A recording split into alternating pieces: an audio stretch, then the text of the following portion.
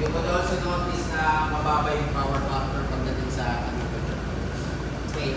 Now, from these types of loads, meron tayong mga kinukuha na characteristics such as yung tinatawag natin load curve at saka load duration curve. Ang difference lang nila, load curve will just show the variation of power with respect to a given time. Yung duration curve naman, yung total time naman sa specified period para ma-equal mo lang or ma-exceed dun sa certain plant capacity. Yan, sa load side or sa demand side. Sa generation side naman, we have what we call dump power, curve power, prime power, cold reserve, hot reserve, saka speeding reserve. So, ang difference nila, dump power, ito yung karaniwan sa mga hydropower plants. Umawit kasi sa hydropower plants na meron tayong surplus water. So, ang nangyari, dinadump na lang natin siya as additional water na pwede mong i-store sa kanilang tinatawag na storage para future use pwede siya gamitin. Kaya tawag sa kanya dump power. Nakalagay doon dump. D-U-M-P. So, tinatapon natin. We have what we call also firm and prime power. Yung firm naman is the power that should be always available even under emergency condition. So meaning to say, kahit red alert tayo, kahit yellow alert tayo, kailangan available. We have what we call prime power. Yung prime power naman is the power which could be mechanical, hydraulic, or thermal that is always available for conversion into electrical energy. So, example na madalas na meron tayo niyan would be yung sa mga thermal power plants pag nagpapainit ka ng fuel. Until hindi mo binaba yung fuel consumption mo or yung fuel amount constantly. We have what we call cold reserve. Ito naman yung reserve that is available upon request. Hindi siya operated pero available siya upon request. Yung hot reserve naman, nasa operation naman siya or generate capacity in operation but not in service. Ano ba ang difference ng in service sa not in service? Pag sinabi mong service, sinusupply mo. Pag not in service, umaandar lang siya. We have lastly yung speeding. Ito naman is connected na sa system.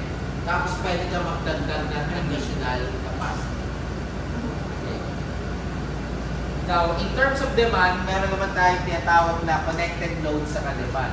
So, ang connected load, ito yung lahat ng capacity mo. For instance, dito, meron tayong 46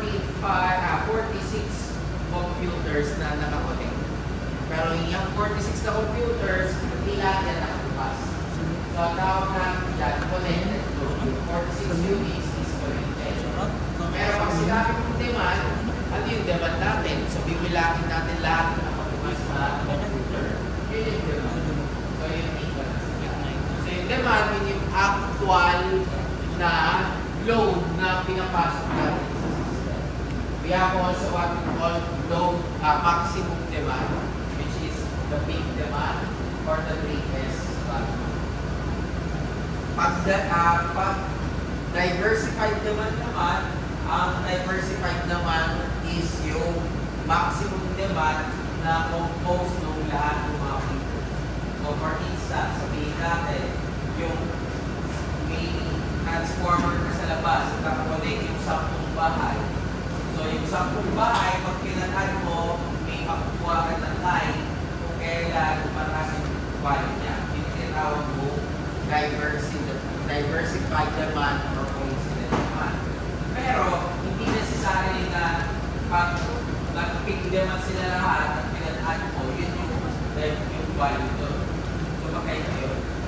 So, ang diversified is yung summation. Yung demand is yung per houses. Non-coincident naman yung tawag natin doon. So, another term doon sa pinatay mo lahat ng mga demand ng mga million houses ko, non-coincident. kasi hindi naman sila sabay-sabay. Then we have some metrics para maayos mo yung pagkaka-design ng substation system mo or yung power plant mo. Una-una, demand factor. So demand factor is maximum demand over total connected load. So as much as possible, less than 1. Hindi pwede maging more than 1 to kasi imposible mangyari na maging more than 1 yun. Pag naging more than 1 ang demand factor, ibig sabihin meron ka ng top na hindi na-count. Ayun yung mga illegal jumpers na tinatawag natin. Utilization factor naman is yung kapag ratio ng maximum demand to its rated capacity. Operating factor is yung ratio ng duration with the total time. Plant factor, plant capacity, at sa capacity, plant factor, sa plant use factor, ito naman yung ratio ng total energy with regards to plant rating, maximum plant rating. Load factor is average over peak, wherein gusto natin mataas yan. Kasi ang ibig sabihin yan, hindi masyado malaki yung variation ng demand mo. Pag nangyari yun, hindi siya burden sa mga planta natin. Loss factor, ratio naman ng average power loss with regards to power loss and peak load. Then, there are some characteristics na pwede natin gawin doon.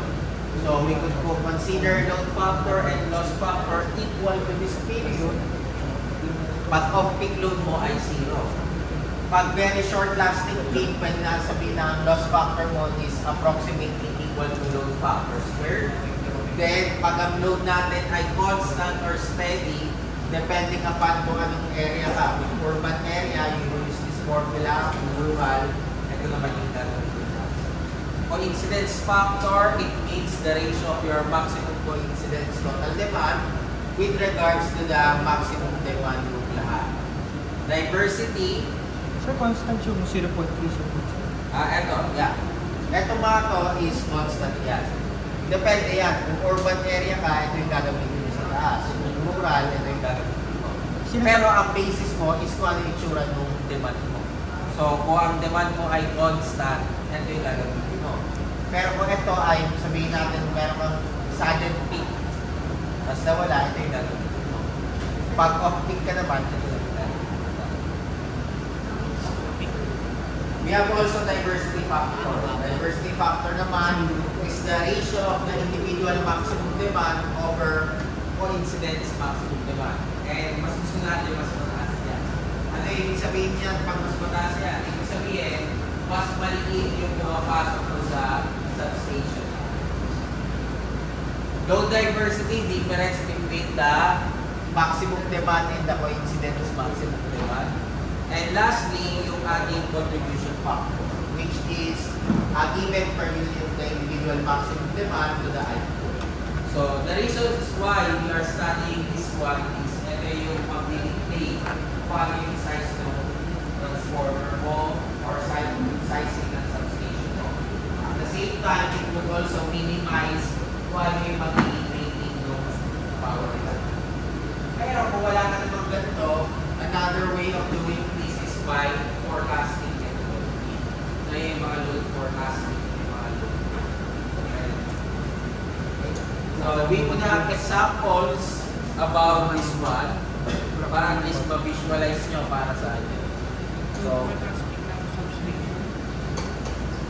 number 1. So, we have here a given load as well as kung ano yung time load.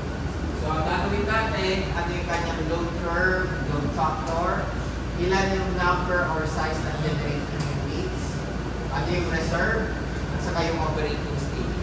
So, ang una natin gagawin would be the load curve.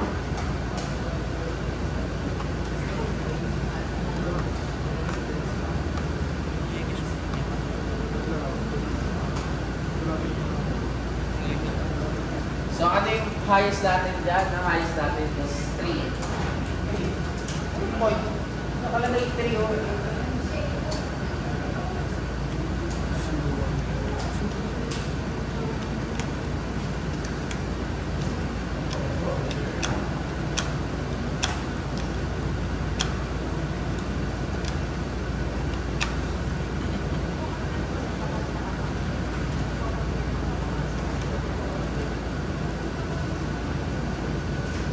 lagyan natin ng oras, so ang duration na lang is per hour na lang. 6 to 6.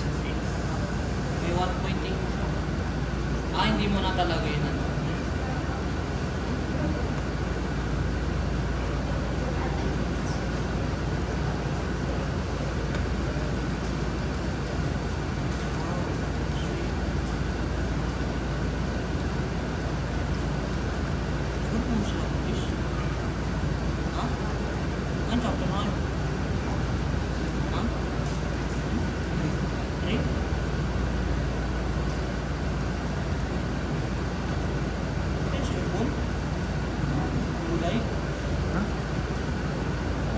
Bondi. Bondi.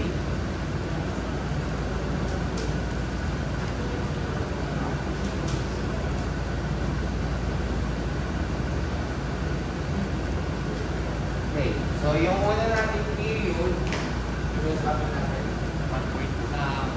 1.2, 6 to 8. Pangatlang ng 1.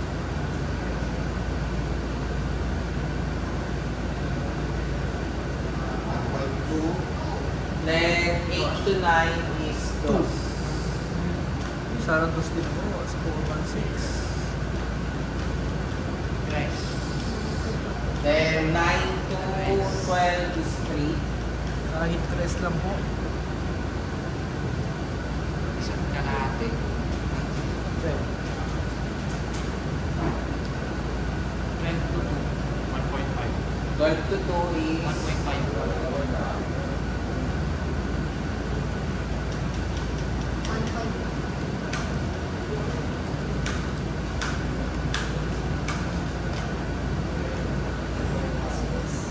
tapos 2 to 2.5. 6, 2.5.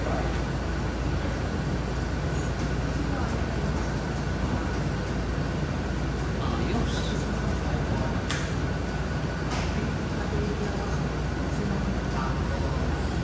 Eight to 6 to 8, 1.8.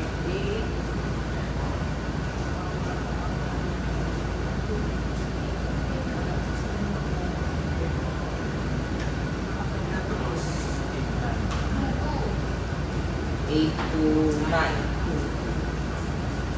Angat mo lang konti.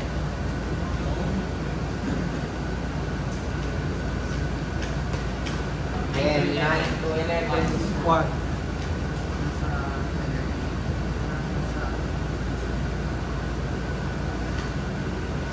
Grabe yung focus.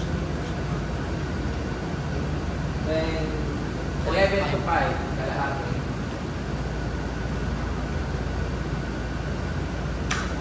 6 to 6, so version kumbaga. Diba? And 5 to 6. 6.8. Kaya yung ating load curve.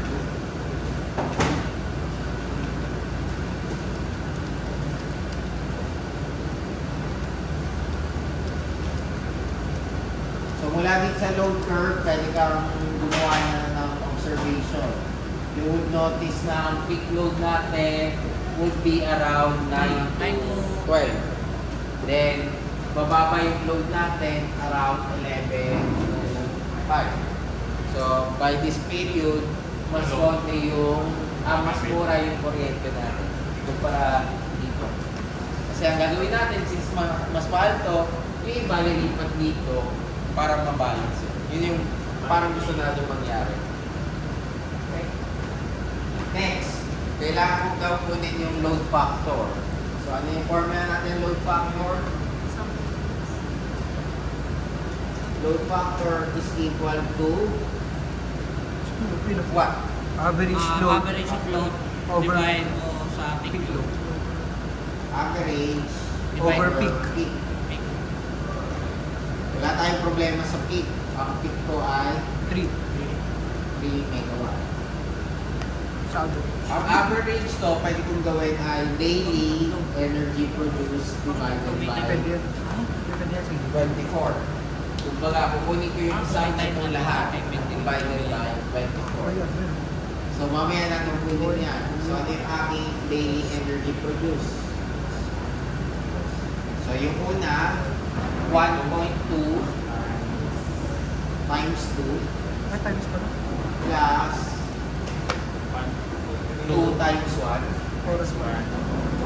plus 3 3 times 3. times 3 9, 10, 11, plus 1.5 times 2. Bakit naging 3 times 3? 2.5 times 4. 2.5 times 4.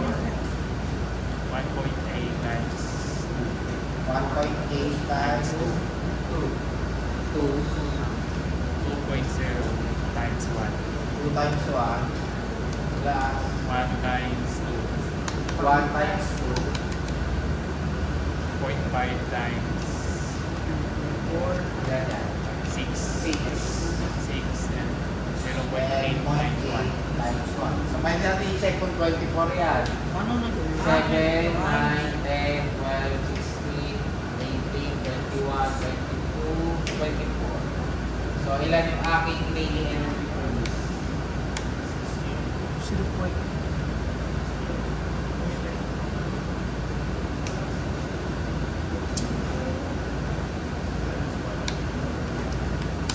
.8 Ha? 37.8 37.8 megawatt hour. So, isa-substitute ko yung 37.8 dito. So, ilan yung aking load factor? 1 ay third one 3 Yan. 0.525 0.525. So, ito yung aking load factor. 27. Letter B. Letter B, hinanap natin yung proper number and size of generating unit. So, ito subjective. So, pwede tayo mag-search sa internet. Megawatts. Hindi, nakakot.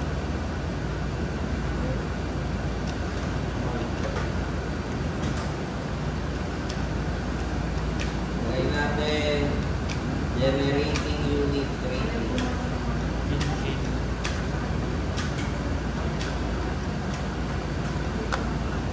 Rating.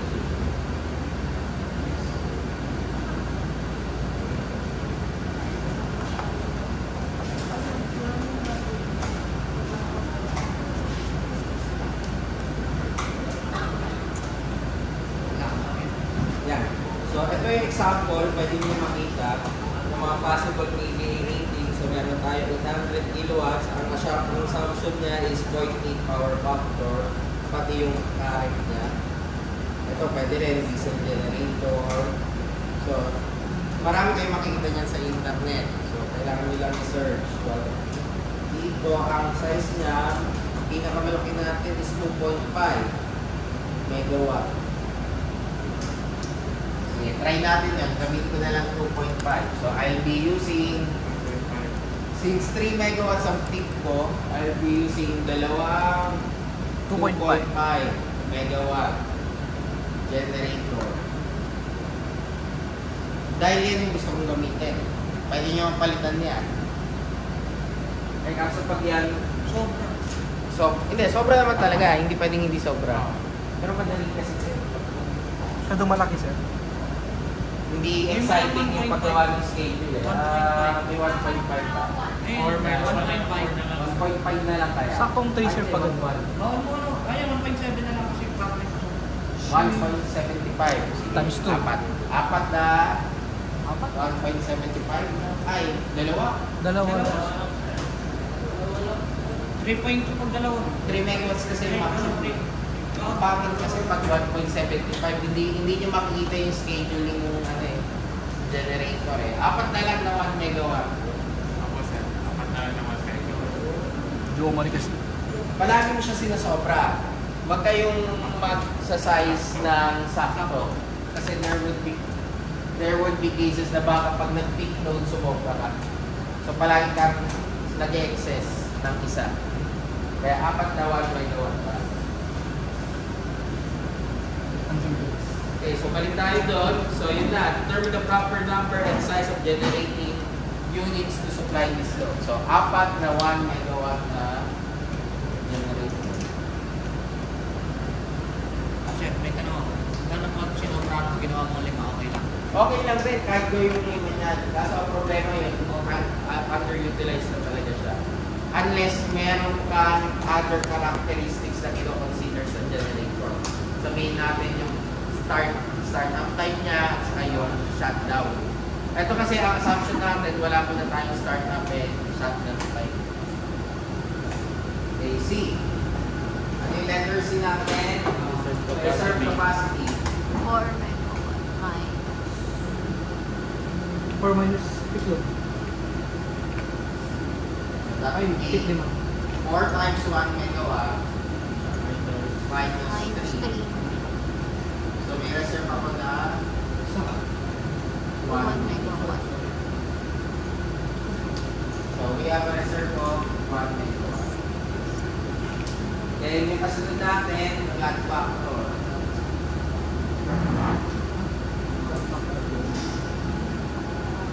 Ano yung formula ng plant factor? Average Average divided by plant over rating. Tama ba? Actual energy produced Mali, sir. over maximum plant rating. Mali, sir. Mali, actual energy produced. Actual energy sir.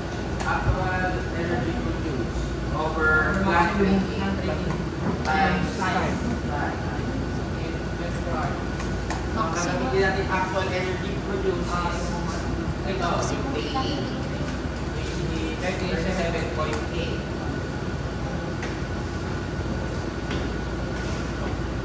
okay mo nga. 5K mo nga. I-divide natin sa 4 4 megawatts times 24. divide 4 By 4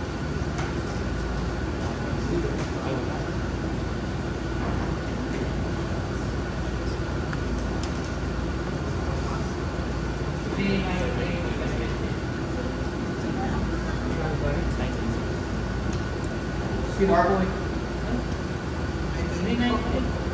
0.3938. 0.3938 0.3938. So yan yung aking plant factor. Okay, letter D. Ano yung ito? Ano yung ito? Yung letter D natin, find the operating stage of the generating. So lagay natin yung oras dito. 6 to 8, yung lang rating natin. 1.2. 8 to 9. 2 o'clock. Up to 9 to 11, 9 to 12. 3. 12 to 2. 1.5.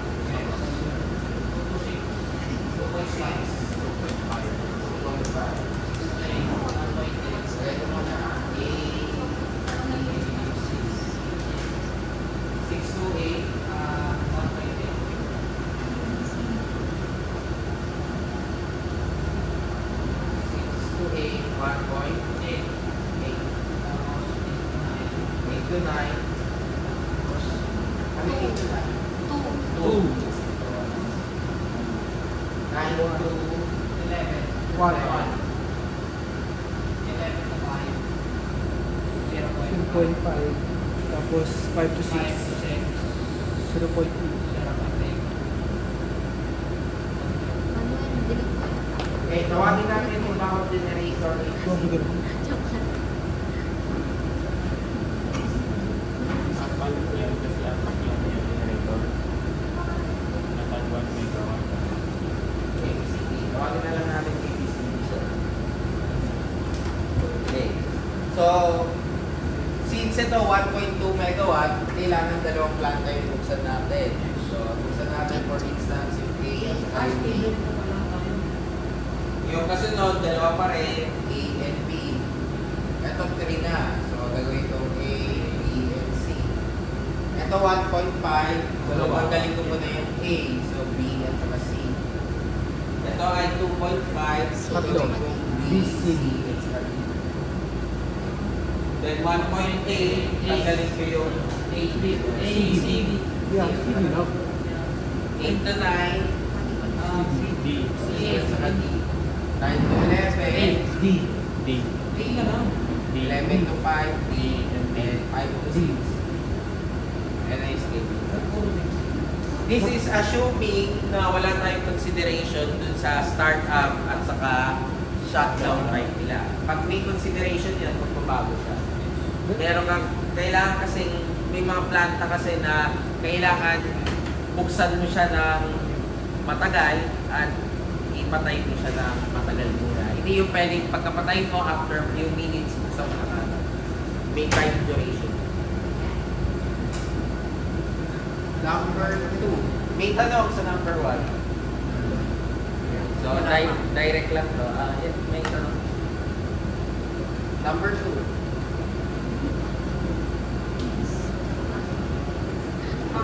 Kinabasa. Tagal-tagal mo. Okay.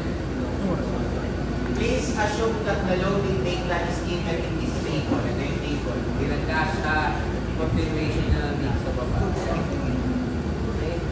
So, gusto natin gumawa ng load curve saka yung kanyang class contribution factor, diversity factor, diversified maximum demands, at saka coincidence factor. So, ang itsura niyan, meron ng substation. Pumapasok sa feeder. Ito yung feeder na yan. Pero itong feeder may tatlong load.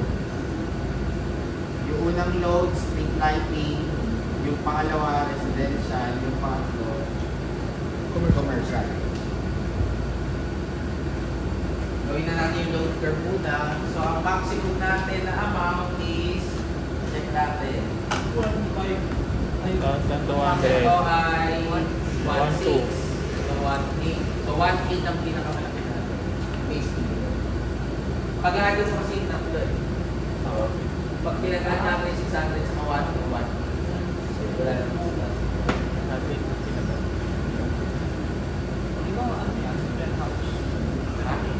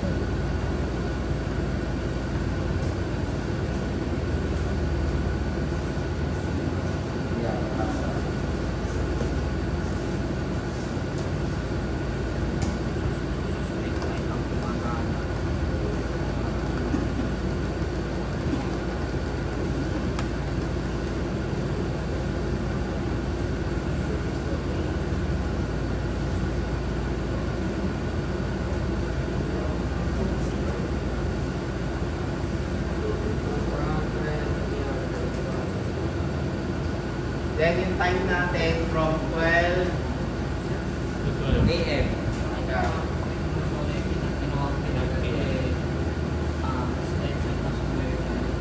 Eh, nakalagay dito. Street lighting.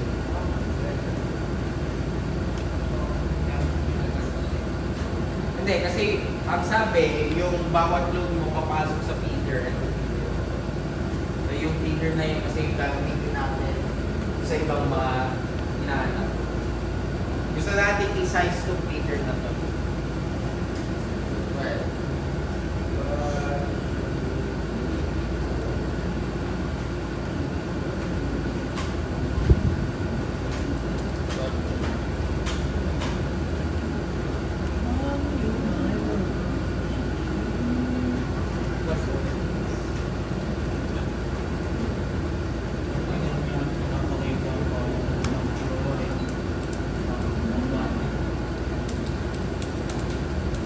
so, gawin natin color blue yung street lighting. So, 100 watts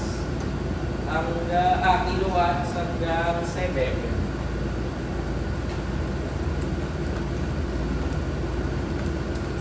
ang street lighting from 12 a.m. to 7 a.m. which is okay naman kasi karaniwang ganung mga oras na pinapatay yung ilaw. Okay. Then, magkakailaw ka ulit na hanggang 7 pa lang, hanggang 7 pa lang, hanggang 8 pa lang yun. 7 to 8. Makamatay siya ng alas 7. Kung alas 8 siya, Bakit hanggang 8? Kasi wala ka na kaya ako ng 8 eh. Sa 8 ka pala magsisiro. Kasi no, 6 hanggang 12. 6 ka magsa-start. Continuous yan. Ha? Hindi, ano to? Load lang to. So yan yung aking load.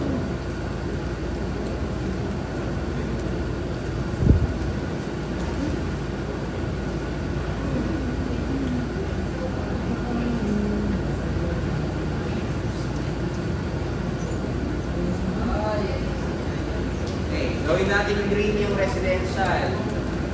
So, residential, 200 kilowatts na 200 kilowatts ka hanggang 6, 7. So, 100 to plus 200 is 300.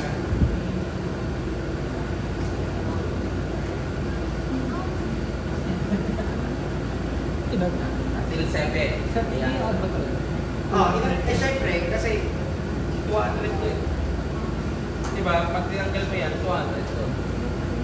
Kung baka gusto na para visually makita mo na kung ilan yung total.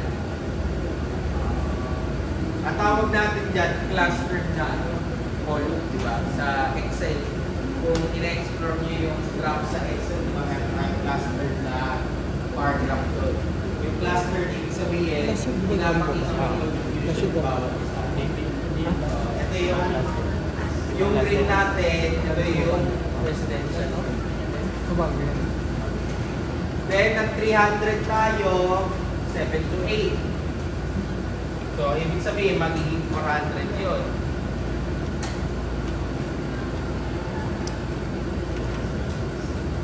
residential pa rin yan. Residential pa rin tayo. Then, 400 tayo ng 8 to 9. 500. 400 lang, kasi 0 na to eh. Tapos, 500 tayo ng 9 hanggang 5. 600. 6. Kita ba? Hindi na magaan. Hindi na. Pag meron lang sa baba. Pag meron lang sa baba. Ito yung kulay blue. Eh, wala ka naman kasing Doon ka straight nag-iwan. line eh. Okay, yung ano, 400 plus 0. Kaya 400 pa rin. Okay. So, pagkatapos nito, ano na yung kasunod natin? So, 5 to 6. 600, di ba?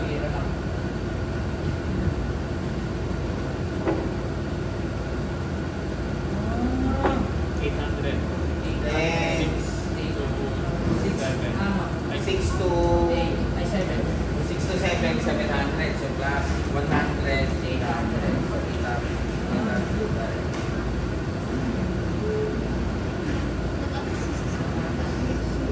6 to 7.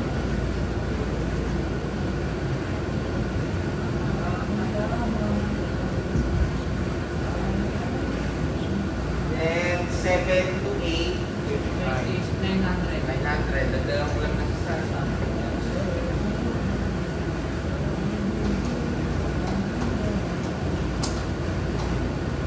seven to 8 yun. Then 8 to 9, 8 to 10. 1,101.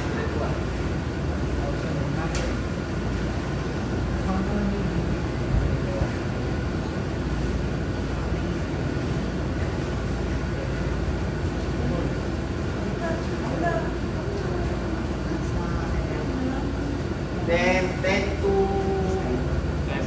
11, 800. So magiging 900 guys.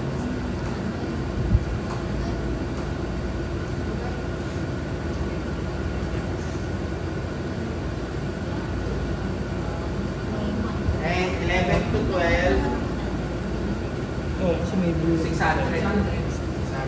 Ah, 7. Saan dyan?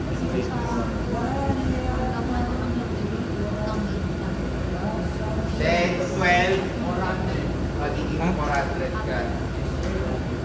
Yung 300. Diba 100?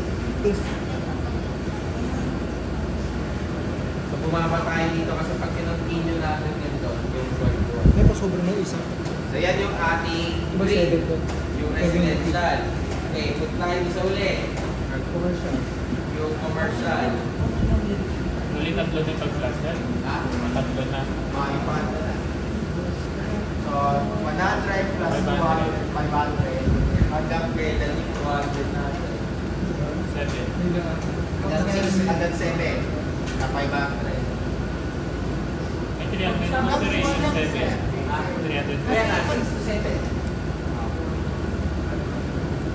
600. 12 to 6. So, 500 lang. Hindi mo sinabi, ay iba pala yung Tapos, yung 6 to 7, ay, ano ba? 3 hanggang 7 pa. Gamitin yung bring natin.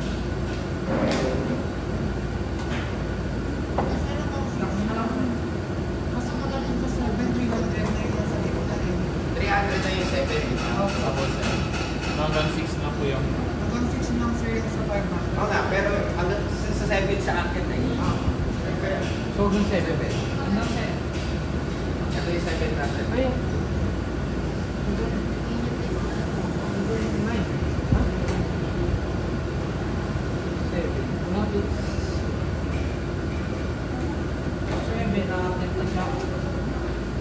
Pagdating ng 7, akit na tayo papuntang 600. hanggang ito lang to. Hanggang 8.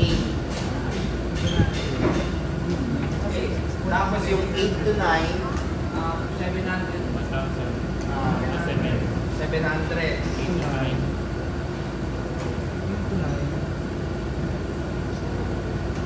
Tapos yung 9, 9 to 10. 1K. 1K.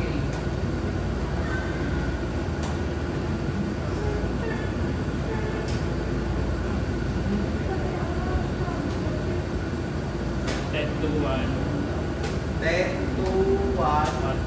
1.5. Hanggang ano? 10 to 1, no?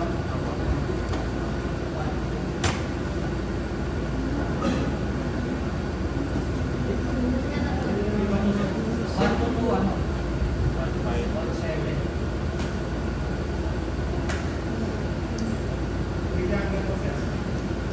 Hanggang ito. Hanggang ano lang? Hanggang 1. 2. Sa 2 yung akit eh.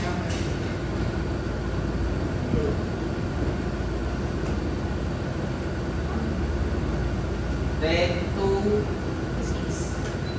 to 5. Hindi, kasi 1 to na to. 1 na to. 2.5 siya kasi akin siya. So, 1.7. siya.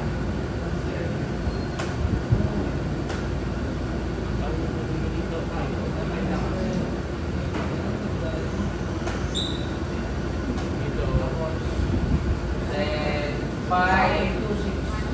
to 6. 7, 8, 16, 16.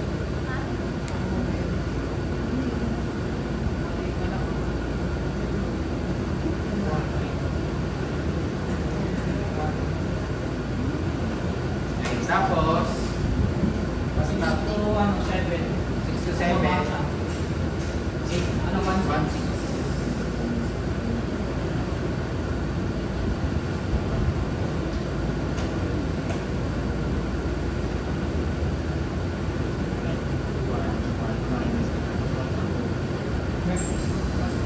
1 to 7 to 8. Ha? 1, 7 to 8 to, di ba? 9, 1, 3. 7 to 8, 1, 3. 1, 5, 9 to 8 to 9. 5, 8 to 10. Hanggang kailan yung 1, 3? 7 to 8.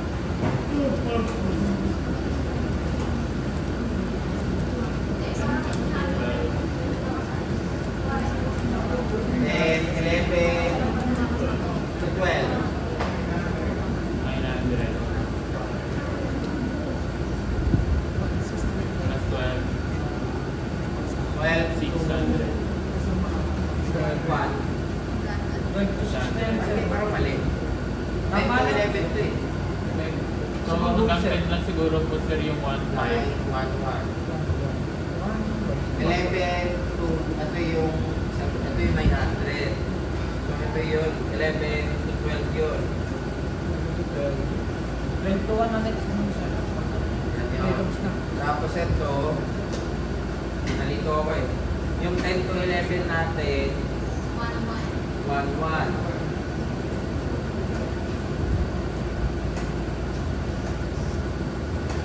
Yan, 10 to 11. Tapos, yung before niyan, Yung 1.5. 1.5, 8 to 10. Ayun. Ayun bro.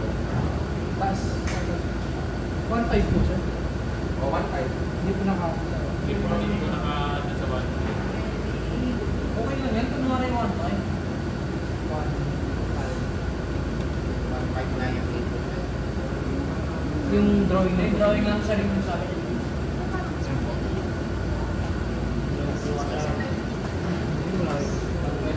And yung uli, 12, 4, 6.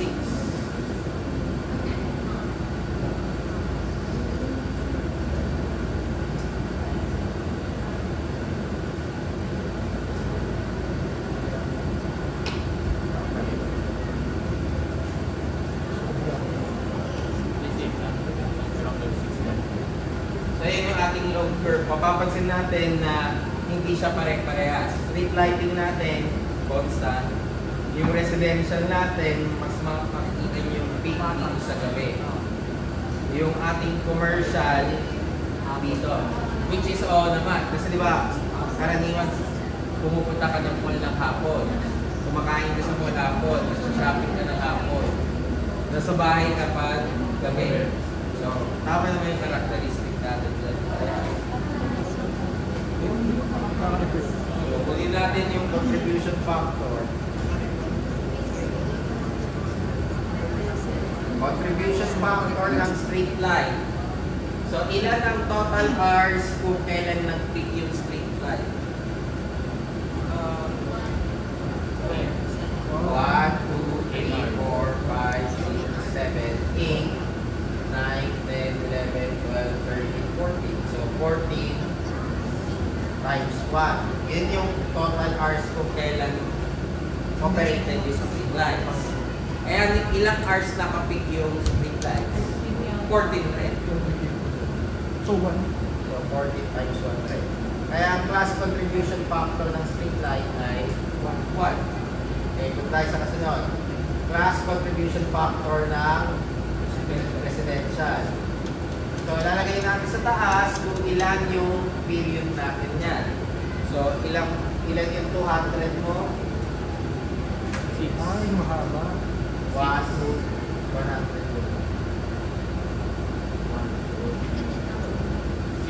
1, 2, 3,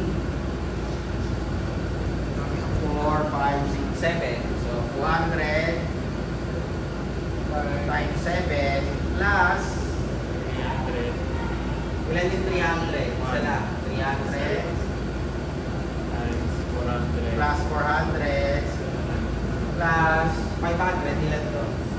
1, 2, 3, 4, 5, 6, 7, 8. 500 times 8. 600 plus 700 plus 800 plus 1,000 minus 2 plus 800 600 divided by ano yung peak load natin? 11 na. Ay, Natin is 1,800. Hindi, dito na sa residential 1,000. So natin ito times to 24. 24 ba yan? 1, 2, 3, 5, 6, 7, 8, 16, 17, 25 times ko siya na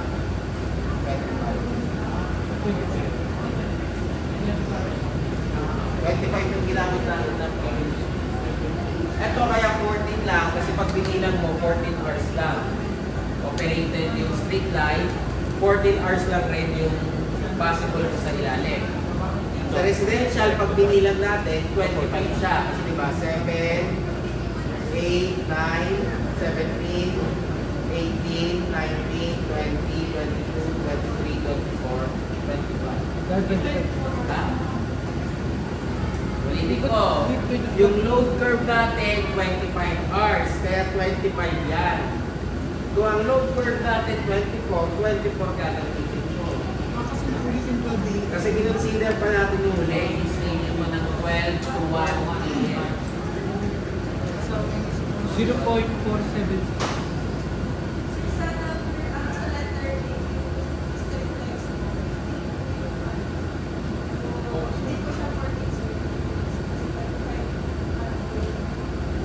One, two, three, four, five, six, seven, 8, 9, 10, 11, 12, 13, 14, 15. Sige, 15 natin. Pero sagot mo dyan kahit anong mangyari, 1 pa rin. Yes, sir.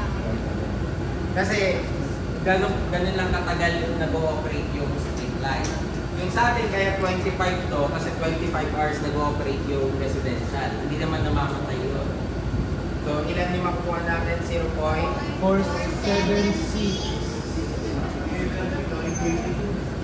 0.476. So ito yung sa residential. Ito yung sa street light. So doon na tayo sa uli, yung commercial. So ilan yung sa commercial natin? Ilan yung 200? 1, 2, 3, 4, 5, 6, 7, 8. Plus 5 hours. 100 times 8 plus ilan yung 300 sa Oh. plus 500 Plus 4,000. Mas 4,000. plus 1,000 ilan yung 1,000? 1, 2, 3, 4 plus 1, 2 ilan yung 1, 2? 1, 2, 3 Ulit. Ulit. plus 800 300. 400 times 3 200 times 3 Ako na. divided by 1,200 20. times 25. 25. Kung anong pinakamataas na big load din. Oh, yun. Kasi gusto mo malaman ano yung contribution niya sa class na yun.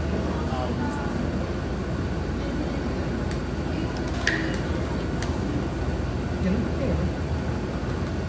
Okay.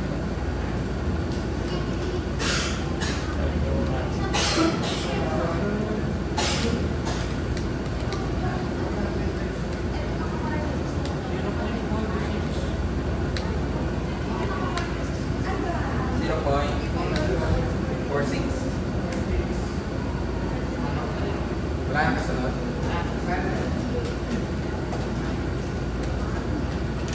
So yeah. So ang ginawa lang natin yung una, yung contribution factor. So yung diversity, gawin natin mamaya. Hindi na natin. SN is street light. Ito ba sa'yo? Sige, compare nyo muna.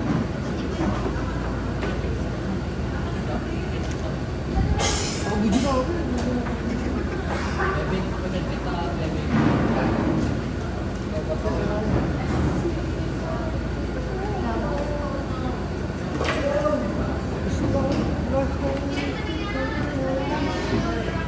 Kita ka, hindi kita.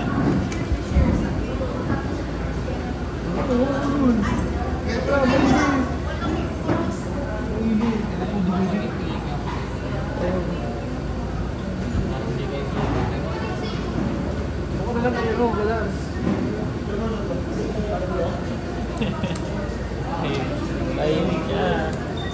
Tahimik. Pero nakaalam mo dyan. Ano yung ganun gawa?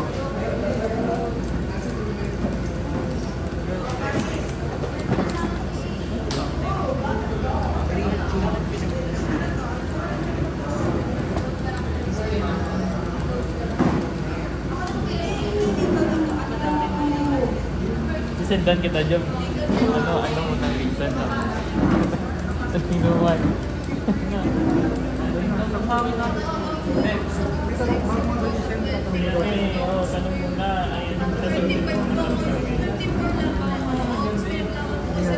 mo? Nangyari sa inyo. Nangyari sa inyo. Sa inyo. Away. Hindi na. Kaya,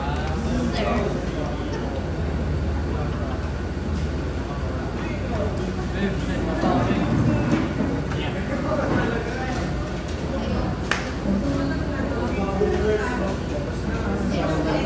May plato ko sa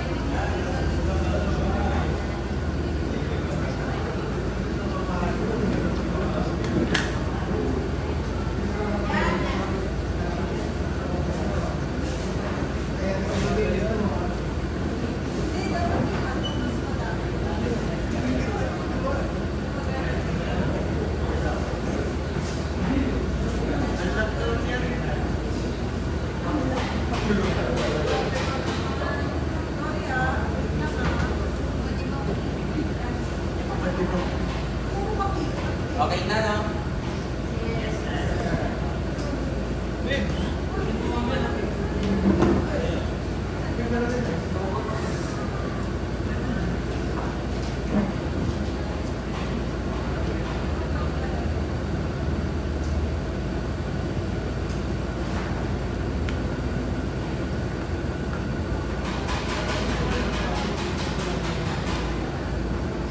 Diversity factor. Okay, letter B.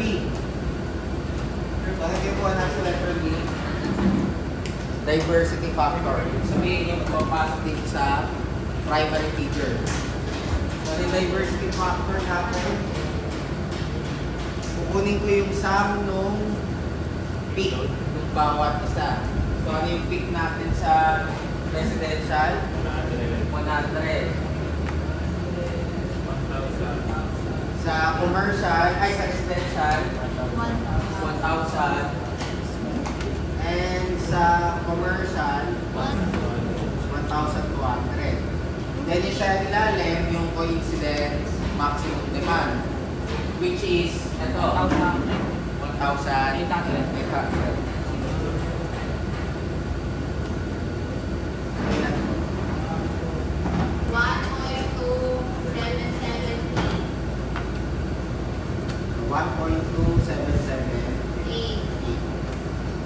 Then yung diversity factor natin.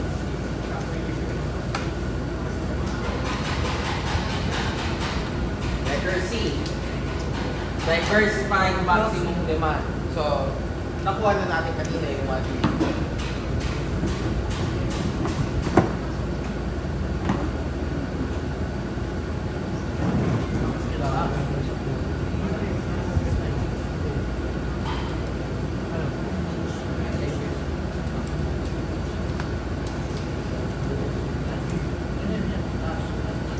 Letter D,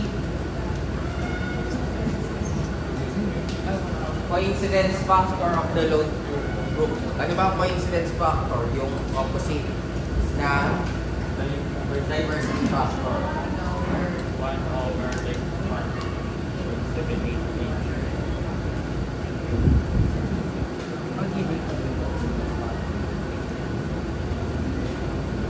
Hindi pa lang DF. Kasi pag DF, demand factor. Demand factor. FD.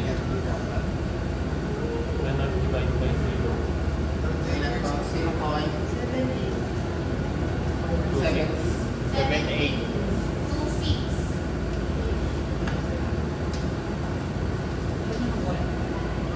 saan ako yung 1 per...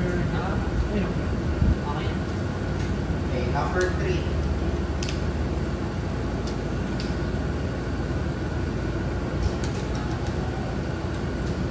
Generating state cogeneration has a maximum demand of 80 megawatts and a connected load of 150. If megawatt hour generated in a year is 400 times 10 to the 3, calculate load factor and demand factor. So, kunin muna natin yung load factor. Ano yung formula ng load factor? Average over peak. Wala tayong average, pero pwede natin makuha kasi may given tayo na annual energy produced, which is 400 times 10 raised to 3 megawatt hour. So, i-divide ko ito ng 8760. Ano yung peak ko? Ayun, yung nakalagay. 80 megawatts. So, ilan itong load factor natin?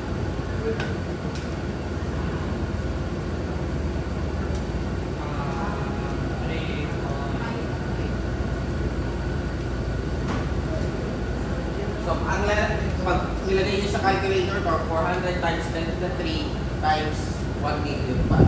Kasi megawatt hour tayo.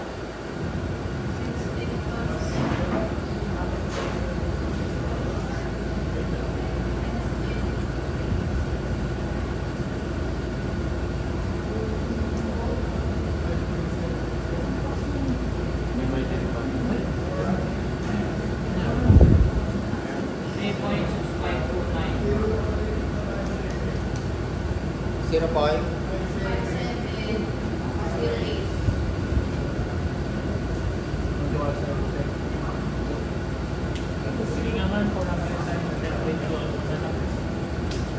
Times 10 to the 3 times 1 million pa kasi megawatt hour. Letter B. Ano yung letter B natin? Demand factor. So ano yung formula ng demand factor? Peak over total connected, di ba? 80 divided by 150. 80 megawatts over 150. 0.533. 0.533. Tama ba? Opo, sir. May tanong sa number 3.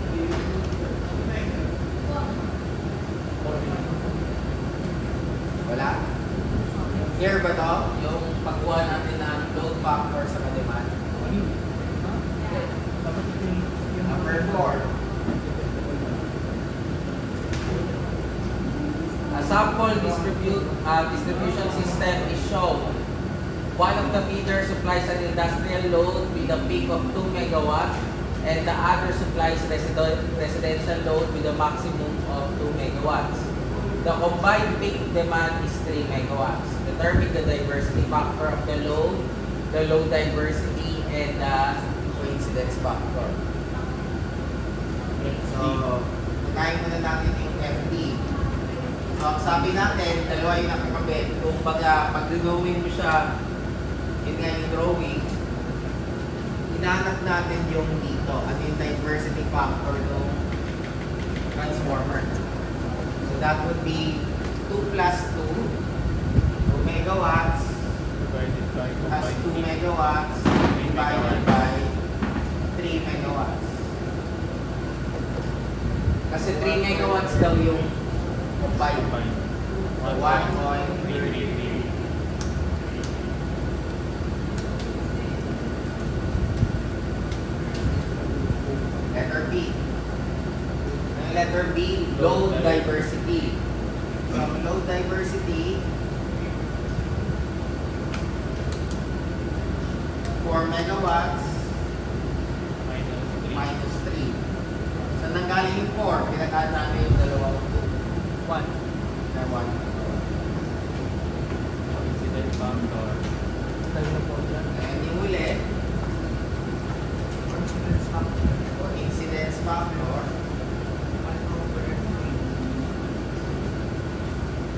1 over FT. 0.7502.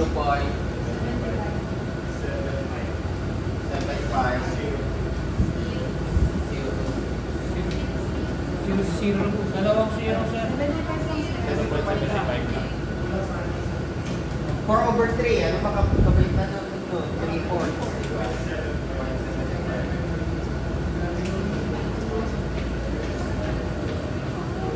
Number 5.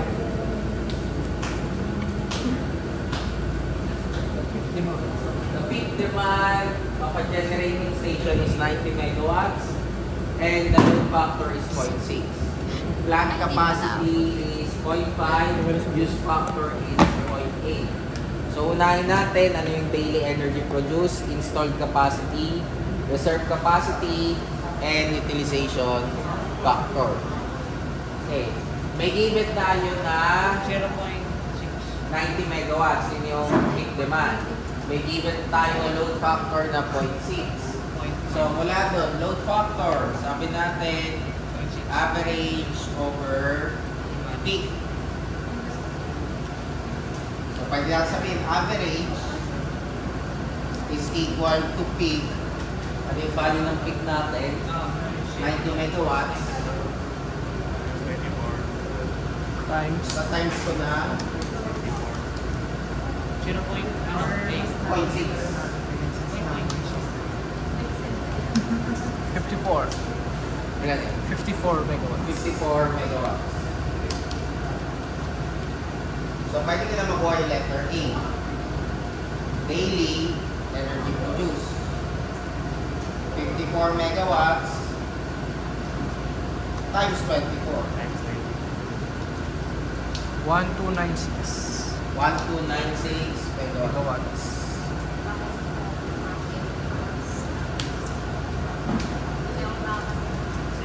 Yan ang daily energy produced. Next, letter B. Gusto ko kunin yung installed capacity of the plant. So, paano natin kukunin yung installed capacity of the plant? Ano? Yung 0.5. Meron tayong plant capacity na 0.8. So, balik, 0.5 pala. 0.5. Get tayo, ha? So, sabi natin, ang plant capacity factor natin, actual energy over plant rating. Hindi natin alam yung plant rating. So, pwede natin makuha yan. 2.5. So, plant factor, 54. which is equal to 0.5 is equal to 1296 megawatt hour. Pwede tayo ano. Plant rating times 24. 24 hours. Kasi di ba, ito 1 year. One day. So, 1 day rin na kita to. So, ilan yung plant rating natin?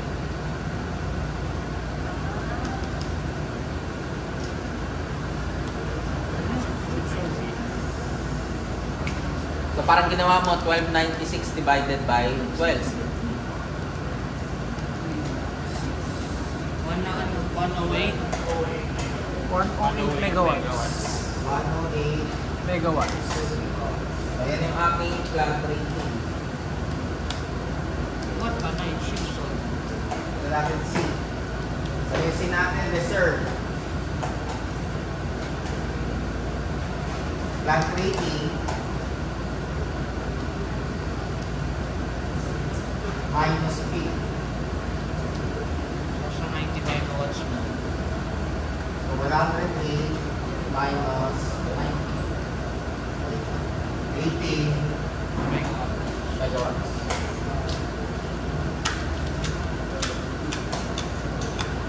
And letter D,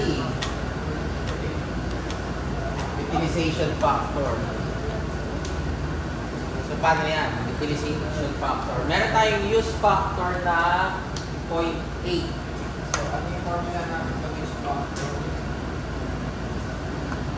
Use. UF. Utilization.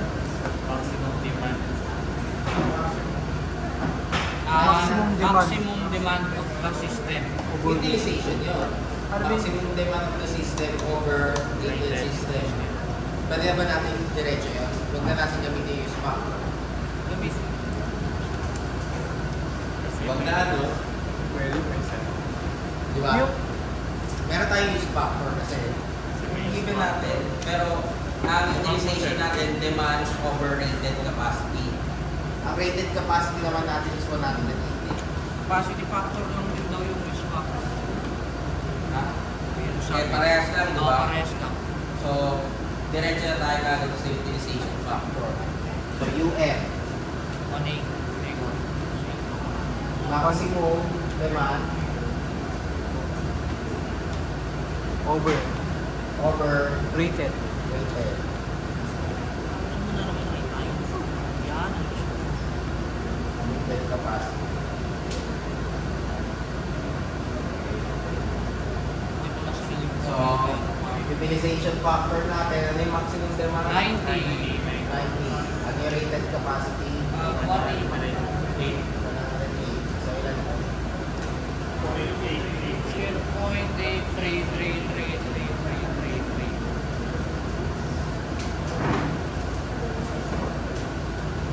Main questions from numbers 1 to 5.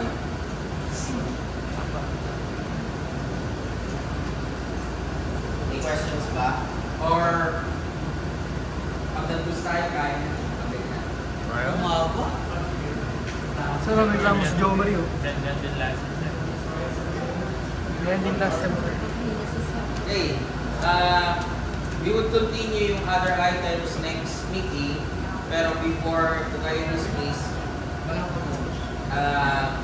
babalikan natin to yung diversified demand.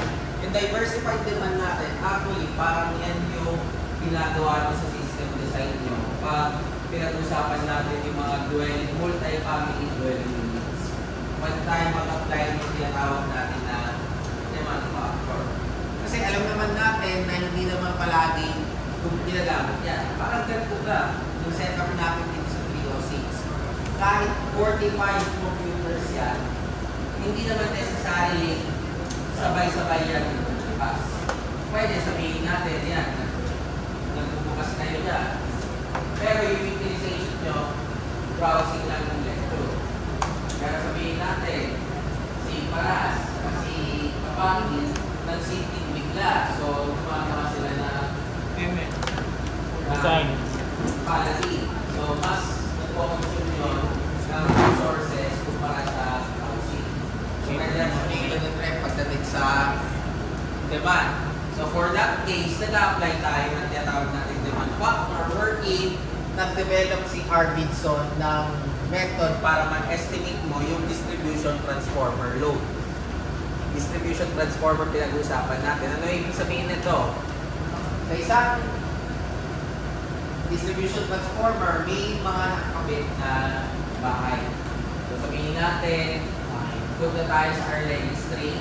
Itong street ng Arlene, yung distribution transformer natin, may nakakabit doon. Yung petrol, VIP, tapos yung iba pang mga bahay. O yung mga bahay na nasa bahay nila.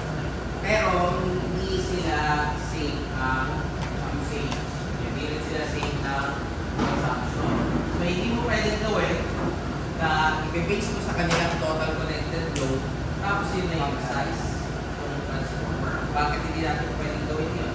Kasi baka maging oversized yun. So gumawa si Arvidsson ng paraan para mapalit natin yun. Ito yung mga factors na yun.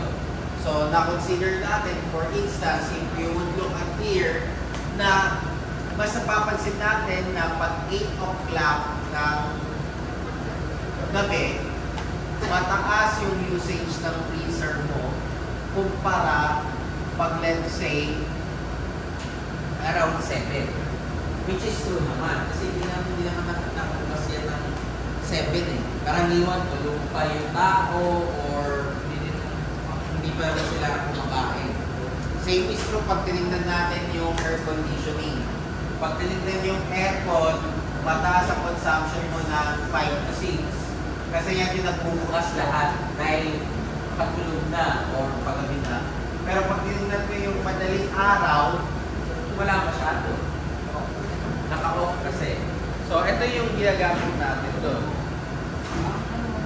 Additionally, pag ginamit mo na yan, pwede mo nang total up yun. Kung wala kang load curve, ganda yung ina-approximate natin. So, this is how Arvidsson did that. Gumamit siya ng tinatawag nating method to identify ano yung total size. So, transformer. Now, aside from that, yung ginawa kasi natin, minix natin sa existing. Ibig sabihin ngayong araw. What if gusto natin malaman yung size ng power plant mo or yung substation mo after 10 years? Kailangan kung ano yung gagawin natin basis. Yung dati, ang ginagawa natin, load growth. Yung load growth is a process wherein we consider na nagpo-forecast tayo and exponentially increasing yung value natin or raise to the certain period. Constant yan dati. Pero ang naging problem natin dito is pag hindi mo alam yung growth rate. Kasi ang growth rate is dependent upon yung growth rate ng city, yung growth rate ng lugar. Dati applicable yan. Ngayon hindi mo na pwedeng consider yun. Hindi mo na pwede sabihin na growth rate ng Metro Manila ngayon is the same as growth rate ng Metro Manila dati. So for that case, there are other methodologies na develop. So example nun is yung mga load forecasting. Pinaka-simple would be the regression analysis. Then, the other methodologies ka bago tayo pumasok sa AI and machine learning. So, ginagawa natin, pag meron kang load forecast, load growth, pinaplano natin yung size ng substation, power plant, feeders in the future. But, ano yung gagawin mo ngayong araw na to? Ano yung gagawin mo bukas? Hindi mo pwede basta-basta i-upsize yun. So, another way of doing that is load management. Sa load management, you try to manage the load. Pwede mong sabihin na patayin yung load na to or buksan yung load na to during this time. And dun papasok tinatawag natin demand side management. Okay. So next meeting, we will continue yung examples natin sa load characteristic. Then, kung may time tayo, magpapakita ko example dito sa diversified demand.